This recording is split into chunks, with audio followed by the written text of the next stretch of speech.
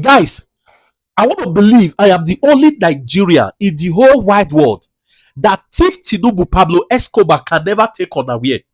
I want to believe I am the only Nigeria that have come to understand Tinubu better than any other person. Why am I saying this?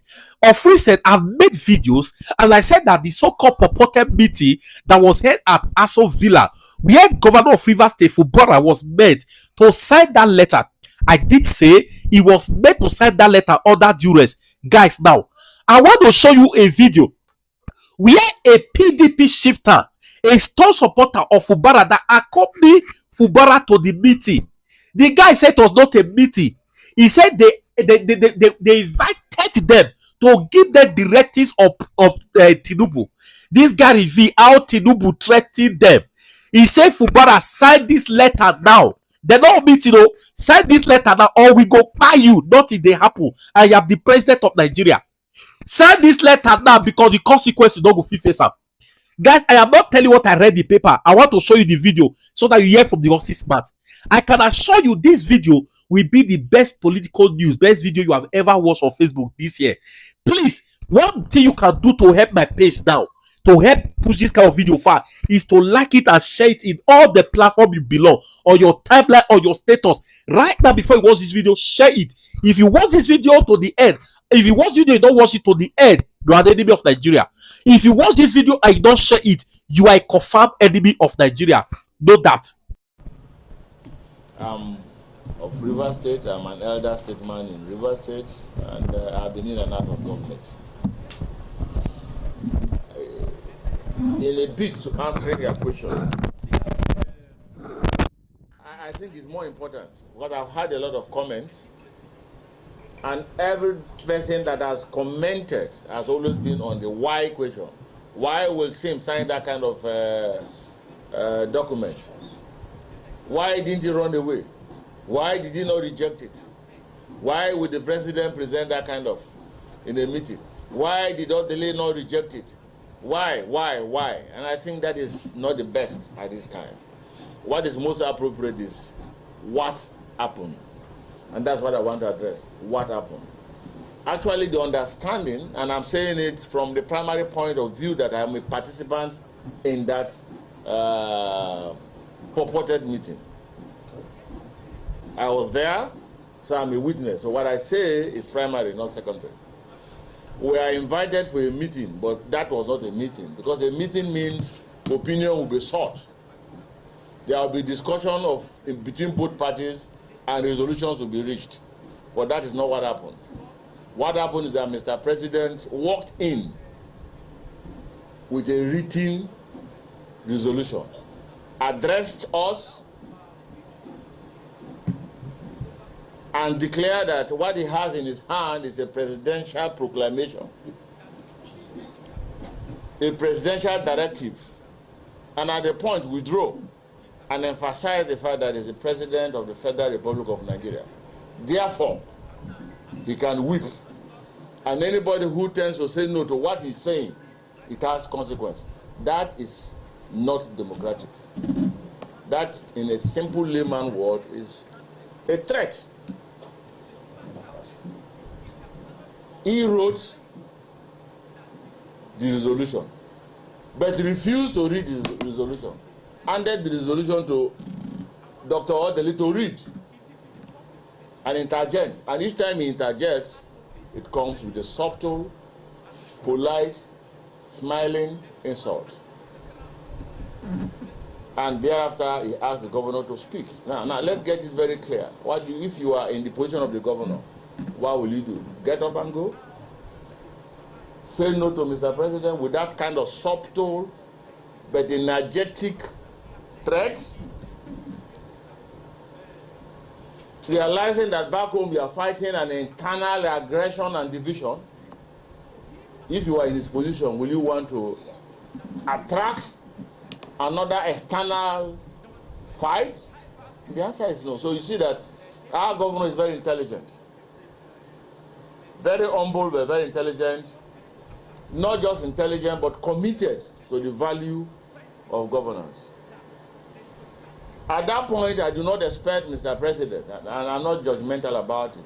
It's not expected that the president talk about himself. If you think about the people, and that is the operational word of democracy. What does the people want? And these are the first three words in the Constitution of the United States of America, where we have copied our democracy. We the people is more important than I, the president. We the people is more important than I, the governor. And he gave that order and asked them to sign. And the governor simply made his statement. His statement himself is full of wisdom. That of the president is also full of wisdom because he was operating within the space provided for him by his advisors. And those are the things that killed Abacha. When a leader does not reach out but allow his advisors to detect on what he do and what he doesn't, what he say and what he hasn't said, then you are imprisoned. And that is the worst situation, to allow yourself to be self-imprisoned. So I believe that the president I know, in his own wisest of thought and action, will not come up with that kind of a document. But that being the case, but one of us asked him a simple question. And to be specific, Advocate Amasimaka Hassan, same should do this, governor should do this, governor should do that. You have not said, watch those 25 or 27 assembly members that defected from PDP to APC without consulting their constituency and constituents what they should do. And of course, you can see the situation. The president's reaction was very clear and simple, but very, very dangerous. It was a concrete intimidation to say he's a leader. In fact, he withdrew on his seat and said, I'm the leader of the APC in Nigeria. And you are telling them when babies are born into my family, I should ask them to go. No, they can't go. We are welcome them. It is like a case of Moses crossing the Red Sea. And you are now asking me to tell Moses to go back to Egypt. No. In fact, I am thinking that the governor should have by now joined APC. Then there will be no impeachment. So you can see the situation where Sim finds himself. And I think Rivers people should understand that. So the issue of democracy is we the people. It is the people that will react, not the governor, because the governor has already promised loyalty to the president. That is expected. And that's what he did. So we should know what happened. And I speak what happened. And I want anybody who was there to contradict what I have said. But the truth about it is that we went, we saw, and we have learned. And what we learned will guide our democracy. So what will be your advice to the Rivers people at this point? That's a lot of... Well, the Rivers people are educated. Rivers people are intelligent. Just like other people in Nigeria, every ethnic group and ethnic nationality are very intelligent. And so there are national and rational things to do. And I believe that they are going to do that. So as it stands now, the sacked or the removed lawmaker sacked today and they treated on the issue of impeachment with the... Is it that the implementation of that agreement? I will tell you this, it's very simple. Why were we there? Why is Tinubu there? It's because of democratic setup. He has a beautiful house to live. I haven't been there, I haven't been to his house, but I was told that he has a very beautiful house, perhaps even better than the villa. But that villa is the foundation of democracy. And I do know that the president is on oath to uphold and protect the Constitution of the Federal Republic of Nigeria. And therefore, Nigerians are watching him, Rivers people are watching him, whether he's upholding by his pronouncement or he's allowing it fall and break by his pronouncement. I'm not in a position to say that. But I believe that there should be peace in Rivers State, and that's why the governor is saying. But Rivers people knows what is best for them. The moment you allow, a third party to come into your matter, and you are unable to establish the intention and interest of the third party who has come to arbitrate, you are failing. What Tinubu did, and I can say it, was establish his own party interest while arbitrating of peace in Rivers State. And that's exactly what has happened. Okay, that comes to mind of asking this question.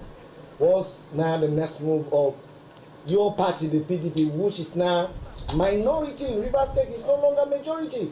Are you people still going ahead demanding that the vacated House of Assembly members, are you going to pursue it to the logical conclusion as a PDP stakeholder, as one of the members who founded and founded PDP Rivers State? Will you allow this thing to come to pass? I'll say this very clearly. In the eyes of the law, of course I'm not a lawyer, but in the eyes of the law, I have consulted lawyers and I'm educated enough to read the letters of the law. In most cases, they said the symbol of law is blind and double-edged, so it can be misinterpreted.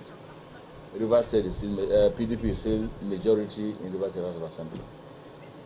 We are not minority. Why do you say so? Because we have only 5 or 4 members, including the Speaker, and they are all members of PDP, in the eyes of the law. Okay, so let me take this. Mr. President have said the governor should represent the operation people and other parts into law. How do you look at it, sir?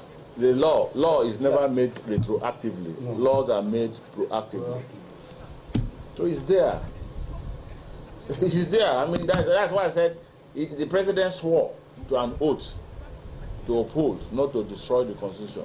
And there are certain things you do that you belittle your personality, and above all, also belittle the office you uphold, and above all, you also belittle the constitution. When once the president belittle the constitution of the Federal Republic of Nigeria, then external personalities, persons outside the country, will belittle the constitution of the Federal Republic of Nigeria. And I know him.